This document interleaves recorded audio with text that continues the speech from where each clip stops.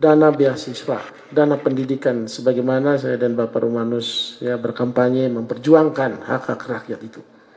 Jadi silakan ya yang anak putra putri yang kuliah, tetapi syaratnya nilainya harus di atas 3. Nah itu kita akan fasilitasi dengan beasiswa hingga wisuda. Bisa pilih pendidikan di Kabupaten Sika, luar kabupaten, bahkan sampai luar negeri pun siap. Karena kita sudah kerjasama dengan Stikom Bali untuk mengirimkan putra-putri Kabupaten Sika belajar di Jepang, ya di Turki, di Eropa. Nah ini sudah MOU. Hanya karena corona, jadi saya bilang sabar dulu. Nanti setelah corona mungkin tahun depan kita akan melaunching, ya, mengirimkan beberapa putra-putri kita belajar sampai ke luar negeri. Untuk kuliah ini kita dukung, ya. Begitu. Jadi 3 hal itu. Makan cukup, ya. Kesehatan aman, pendidikan aman. Ya, jadi orang tua kerja keras ya, untuk tambahan-tambahan itu. Yang dasar ini TT urutan ke-21. Ya, kita garis bawah, ya. Itu dengan Sumba Tengah, ya. Itu malu. 70% lebih itu tingkat pendidikan kita SD ke bawah. Tamat SD, tidak tamat SD, tidak sekolah. Itulah orang Kabupaten Sika. Ya ini sebagai pemimpin di wilayah saya tidak mau itu. Saya akan cari jalan sekuat tenaga saya, sekuat pikiran saya, sekuat pengaruh saya, supaya semua warga Kabupaten Sika harus sekolah. Nah ini di daerah lain seperti Wegete, Doreng, dan juga di Paga, ya, supaya sakit tidak langsung ke rumah sakit Dr. TCS, tetapi bisa ke rumah sakit pertama lainnya. Nah ini supaya akses ya masyarakat sakit bisa berobat, ya, jadi tidak usah sungkan-sungkan, ya. Walaupun ya sampai hari ini belum ada kartu Sika Sehat, ya, karena baru mendata, tiba-tiba sakit, ya, kalau sakit melapor saja. Ya, melapor nanti kita langsung bebaskan dan kita prioritaskan hari itu juga diterbitkan kartu Sika Sehat. Nah ini yang harus kita jaga, ya, masyarakat kita, rakyat kita harus lindungi, ya. Sakit aman, pangan tersedia. Yang ketiga pendidikan tidak boleh terhenti.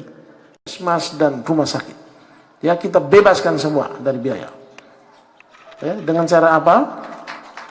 Kita berikan kartu Sika Sehat, ya, bagi keluarga-keluarga yang belum memiliki BPJS, KIS, atau yang sudah memiliki namun tunggak dan kartu itu tidak berlaku.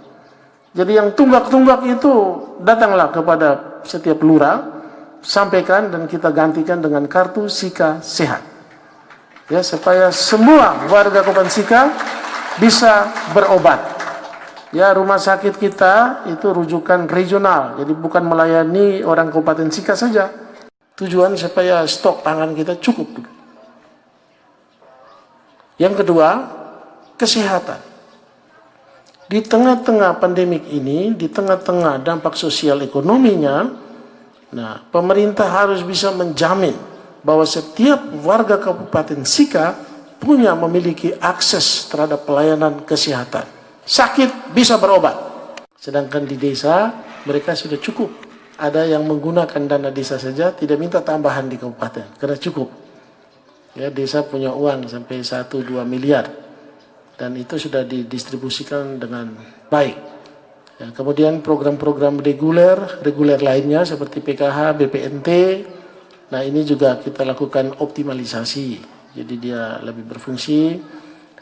Mungkin yang dulu tidak aktif ya kita aktifkan supaya kita semua kita mau ketama-hama ya mengalami masalah corona ini dan kita atasi situasi sosial ekonomi ini dengan baik.